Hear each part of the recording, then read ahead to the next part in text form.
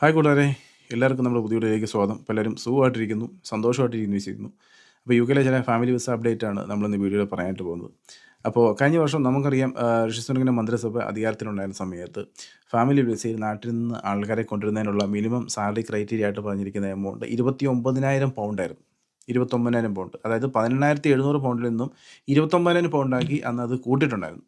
അപ്പോൾ അന്ന് പറഞ്ഞത് ഞങ്ങൾ ഫ്യൂച്ചറിൽ വീണ്ടും ഇത് കൂട്ടി 39,000 പൗണ്ടാക്കി ഞങ്ങൾ ഉയർത്തും എന്നാണ് അന്ന് ഋഷി സുനക്കിൻ്റെ പാർട്ടി പറഞ്ഞത്.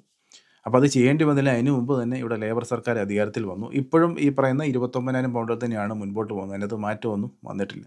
അപ്പോൾ ഇതുമായി ബന്ധപ്പെട്ട് ഇവിടെ ഒരു വിദഗ്ധ സമിതി ഒരു അന്വേഷണം ആരംഭിച്ച് അതിൻ്റെ ഒരു റിപ്പോർട്ട് ഇവിടെ ലേബർ സർക്കാരിന് കൊടുത്തിട്ടുണ്ട്. അപ്പോൾ അതിനകത്ത് അവർ പറഞ്ഞിരിക്കുന്ന കാര്യം എന്ന് പറഞ്ഞാൽ ഈ 29,000 പൗണ്ടിൽ നിന്ന് മുൻപോട്ട് നിങ്ങൾ ഉയർത്തരുത് എന്നുള്ള കാര്യമാണ് പറഞ്ഞിരിക്കുന്നത്. അങ്ങനെ ഉയർത്തി കഴിഞ്ഞ് കഴിഞ്ഞാൽ ഒരുപാടായിട്ടുള്ള ആൾക്കാർക്ക് നാട്ടിൽ നിന്നുള്ള പാർട്ണറേയും ചാനലിനെയും ഒന്നും കൊണ്ടുവരാൻ പറ്റില്ല.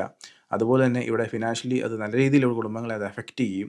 ഒരുപാട് കുടുംബങ്ങൾ തന്നെ ഇവിടുന്ന് മൂവ് ഔട്ടായി പോകാൻ ചാൻസസ് ഉണ്ട് എന്നാണ് ആ പേപ്പറിൽ മെൻഷൻ ചെയ്തിരിക്കുന്നത്. അപ്പോൾ അങ്ങനെയുള്ളതുകൊണ്ട് ഇവിടെ PR അതുപോലെ തന്നെ സിറ്റിസൺഷിപ്പായിട്ട് നിൽക്കുന്ന ആൾക്കാർക്ക് വളരെയധികം സന്തോഷം തരുന്നൊരു കാര്യമാണ്. ഇത് വർക്ക് വിസയിൽ ഇവിടെ നിൽക്കുന്ന ആൾക്കാരല്ല, PR അതുപോലെ സിറ്റിസൺഷിപ്പായിട്ട് നിൽക്കുന്ന ആൾക്കാർക്ക് പുറത്തുനിന്നൊരു പിന്നെ വിദേശിയെ കല്യാണം കഴിച്ച് കൊണ്ടുവരുന്നതിന്, അല്ലെങ്കിൽ അവിടെ പാർട്ണറെ ചൈൽഡിനെ കൊണ്ടുവരുന്നതിന്, അല്ലെങ്കിൽ UK തന്നെയുള്ള വിദേശിയെ കല്യാണം കഴിച്ച് കൂടെ ചേർക്കുന്നതിനുള്ള മിനിമം സാലറി ക്രൈറ്റീരിയ എമൗണ്ടാണ് ഈ 29,000 പൗണ്ട് എന്നുള്ളത്. അപ്പോൾ അതിനകത്ത് കൂടുതൽ വരുത്തണ്ടെന്നുള്ളതാണ് ഗവൺമെൻറ് കൊടുക്കുന്ന ഒരു നിർദ്ദേശം. അത് തൽക്കാലം ആശ്വാസം തരുന്നൊരു കാര്യമാണ് PR സിറ്റിസൺഷിപ്പായിട്ട് ഇവിടെ നിൽക്കുന്നവരെ സംബന്ധിച്ചിടത്തോളം. കാരണം അല്ലെങ്കിൽ തന്നെ ഇതിൻ്റെ പുറകെ ICS സർചാർജ്, ഫീസ് മറ്റതുമായിട്ട് നല്ലൊരു എമൗണ്ട് പോകുന്നതാണ്. അപ്പോൾ ഇതിലൊരു വർധനവ് തന്നെ കൂട്ടാത്തത് വളരെ സന്തോഷം തരുന്ന, ഒരു സമാധാനം തരുന്ന ഒരു അപ്ഡേറ്റ് ആണെന്ന് നമുക്ക് പറയാൻ സാധിക്കും. തൽക്കാലം ഫ്യൂച്ചറിൽ എത്രയാണെന്നൊന്നും നമുക്ക് പറയാൻ പറ്റില്ല, എത്ര കൂട്ടുമെന്നും നമുക്ക് പറയാൻ പറ്റില്ല. പിന്നെ മറ്റൊരു കാര്യം എന്താണെന്ന് ചോദിച്ചു കഴിഞ്ഞാൽ ഇവിടെയുള്ള റിജക്ഷൻസ് കൂടി വരുന്നതുകൊണ്ടാണ്. വിസ റിന്യൂവൽ റിജക്ഷൻ ഒരുപാട് കൂടി വരുന്നത്. ഏകദേശം 10-15,000 തന്നെ വിസ റിന്യൂവൽ റിജക്ഷൻ ഇവിടെ ആയി വരുന്നുള്ള ന്യൂസുകൾ വരുന്നുണ്ട്. അതായത് കെയർ ഹോമുകളിലും നേഴ്സിംഗ് ഹോമുകളും മറ്റ് കമ്പനികളിലുമായിട്ട് വിസ റിന്യൂവൽ റിജക്ഷൻ ഒരുപാട് കൂടി വരുന്നു എന്നുള്ള വാർത്തകൾ ഇപ്പോൾ പുറത്ത് വരുന്നുണ്ട്. അപ്പോൾ അതിന് പ്രത്യേകമായിട്ട് പറഞ്ഞിരിക്കുന്ന കാര്യം എന്താണെന്ന് പറഞ്ഞു കഴിഞ്ഞാൽ, എംപ്ലോയർ പറഞ്ഞിരിക്കുന്ന കാര്യം എന്താണെന്ന് പറഞ്ഞാൽ ഈ 12.82 പെൻസ് വെച്ച് ഞങ്ങൾക്ക് വിസ റിന്യൂ ചെയ്ത് ഇവരെ മുൻപോട്ട് നയിക്കാനായിട്ടുള്ള ഒരു കപ്പാസിറ്റി ഞങ്ങൾക്ക് ഇല്ല എന്നുള്ള കാര്യമാണ് മിക്ക കമ്പനികളെ എംപ്ലോയർ പറയുന്നത്. പിന്നെ മറ്റൊരു കാര്യം എന്ന് പറഞ്ഞാൽ COSൻ്റെ ഫീസാണ്. അതായത് COS ഫീസ് നമുക്കറിയാം ഇപ്പോൾ ഗവൺമെൻറ് എംപ്ലോയറുടെ മേൽ വീണ്ടും കൂട്ടിയിട്ടുണ്ടെന്നുള്ളതാണ്. ഏകദേശം 32% അത് ഇൻക്രീസ് ചെയ്തിട്ടുണ്ട്. അപ്പോൾ അതും ഞങ്ങൾ ഇത്രയും ഫീസ് കൊടുത്ത് ഇത്രയും സാലറി, ഈ 12.82 പെൻസ് സാലറിയും കൊടുത്ത് ഞങ്ങൾക്ക് മുൻപോട്ട് വരെ കൊണ്ടുപോകാൻ പറ്റത്തില്ലെന്ന് ഒരു വിഭാഗം ആൾക്കാർ, അത് ഇവിടെയുള്ള എല്ലാ കെയർ ഹോമുകളിലെ അല്ലെങ്കിൽ നേഴ്സിംഗ് ഹോമിലെ കമ്പനികളിലെ ഒന്നും കാര്യങ്ങളല്ല ഈ പറയുന്നത്. കുറച്ച് കമ്പനികളിലെ അല്ലെങ്കിൽ കെയർ ഹോമുകളിലെ മറ്റും കാര്യങ്ങളാണ് ഈ പുറത്ത് വന്നിരിക്കുന്നത്. അല്ലെങ്കിൽ UK എല്ലാ കെയർ ഹോമുകളിലെ അവസ്ഥയല്ല ഇത്. അപ്പം അവരങ്ങനെ പറഞ്ഞിരിക്കുന്നു. പിന്നെ മറ്റു ചിലർ മാനേജർമായിട്ട് പറഞ്ഞിരിക്കുന്ന കാര്യം എന്ന് പറഞ്ഞാൽ വീണ്ടും ഞങ്ങൾ ചെയ്യാം, പൈസ തന്നു കഴിഞ്ഞാൽ ഞങ്ങൾ ചെയ്യാമെന്നുള്ളതാണ്.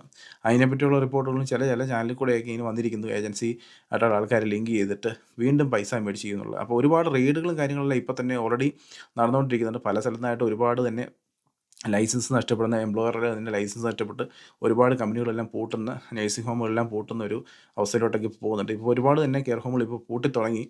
അപ്പോൾ അങ്ങനെയുള്ളത് കൊണ്ട് ഇങ്ങനെ വന്നിരിക്കുന്ന അവസ്ഥയിൽ ഒരു റെയ്ഡും കാര്യങ്ങളൊക്കെ ഉണ്ടായി കഴിഞ്ഞാൽ എപ്പോൾ വേണമെങ്കിലും അവിടെ നിൽക്കുന്ന ആൾക്കാർ തന്നെ മൊത്തം ജോലി ചെയ്യുന്നൊരു അവസ്ഥയിലോട്ട് വരും. അപ്പം ഈ ഒരു ന്യൂസൊക്കെ അറിഞ്ഞ ശേഷമാണ് ഗവൺമെൻറ് ഭാഗത്ത് നിന്ന് ഒരുപാട് റെയ്ഡും കാര്യങ്ങളെല്ലാം ഒരുപാട് വന്നിരിക്കുന്നത്. അപ്പോൾ ഇതെല്ലാം അറിഞ്ഞുകൊണ്ട് തന്നെ ഇരിക്കുന്ന സമയത്തും ഈ വീണ്ടും ഇത്രയും രൂപ ഏജൻസിയായിട്ട് ലിങ്ക് ചെയ്ത് മാനേജർമാർ ഏജൻസിയായിട്ട് ലിങ്ക് ചെയ്ത് ഈ 10-15 ലക്ഷം രൂപ വീണ്ടും മേടിച്ച് ഇവർക്ക് വിസ റിന്യൂവൽ ചെയ്ത് കൊടുത്ത് വീണ്ടും PRൻ്റെ സമയത്ത്, അത് നിലവിലെ അവസ്ഥ വെച്ച് ഈ 6 വർഷം കൊണ്ട് 6 വർഷം കൊണ്ട് PR കിട്ടുമെന്നുണ്ടെങ്കിൽ ആ ഒരു സമയത്ത് തന്നെ ഏകദേശം 10-12 എമൗണ്ട് വീണ്ടും മുടക്കുക എന്ന് പറയുമ്പോൾ ഇവിടെ നാട്ടിൽ നിന്ന് ഇവിടെ വന്ന് ഇവിടെ PR ആകുന്ന സമയം വരെ 19 ലക്ഷം രൂപയോളം മുടക്കണം. അതായത് 4 ഫാമിലി ആണെന്നുണ്ടെങ്കിൽ ഒരാൾക്ക് 3,000 പൗണ്ട് വെച്ച് 4 പേരാണെന്നുണ്ടെങ്കിൽ 12,000 പൗണ്ടാണ് ഇവിടെ മുടക്കേണ്ടത് PRന് നിലവിലിപ്പോൾ. അപ്പോൾ അത് ഫ്യൂച്ചറിൽ മുൻപോട്ട് ഇത് അതിൻ്റെ ഫീസ് വീണ്ടും കൂടും. അപ്പോൾ നാട്ടിൽ നിന്ന് ഇവിടെ വരുന്നിടം വരെ 19 ലക്ഷം രൂപയോളം അടുത്ത് മുടക്കുക എന്ന് പറയുന്നത് അത് ഭയങ്കര ഒരു ചൂഷണത്തിൻ്റെ അവസ്ഥയാണ്. ഇതിനകത്ത് ഈ വിസ റിന്യൂവലിന് വേണ്ടി വീണ്ടും ഏജൻസികളായിട്ടുള്ള ആൾക്കാർ വീണ്ടും പൈസ മേടിച്ച് റിന്യൂവലിന് വേണ്ടി ബന്ധപ്പെടുക എന്ന് പറയുന്നത് വളരെ ബുദ്ധിമുട്ടുണ്ടാക്കുന്ന, വളരെ ചൂഷണം ചെയ്യുന്നൊരു കാര്യമാണ്. അപ്പോൾ നമുക്കറിയാം അതില്ലെങ്കിൽ ഇവിടെ 10-20 ദിവസത്തിനുള്ളിൽ തന്നെ നാട്ടിലോട്ട് തിരിച്ചു പോകണം. കാരണം മറ്റൊരു എംപ്ലോയറെ കണ്ടെത്തിയാൻ പറ്റിയില്ല എന്നുണ്ടെങ്കിൽ പിന്നെ നാട്ടിലോട്ട് തിരിച്ചു പോകേണ്ട അവസ്ഥയുണ്ട്.